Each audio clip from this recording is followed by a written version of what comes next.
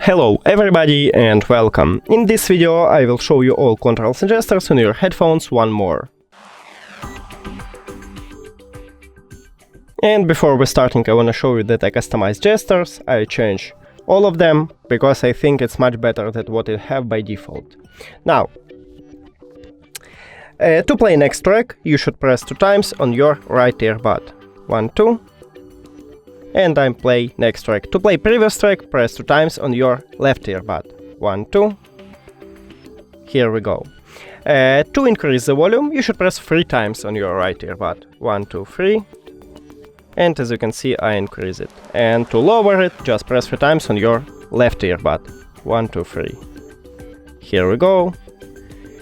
Now, if someone called to you, you can answer the call by pressing 2 times on your left or right earbud. So let's test it. Now I press 2 times. 1, 2. Here we go, I answer the call. And to finish the call, press 2 times more on the left one or right one. 1, 2. And I finish it. That's it. Thank you for watching this video. If you found it helpful, please consider subscribing to the channel and leave the like on the video. It's really important to us. See you later.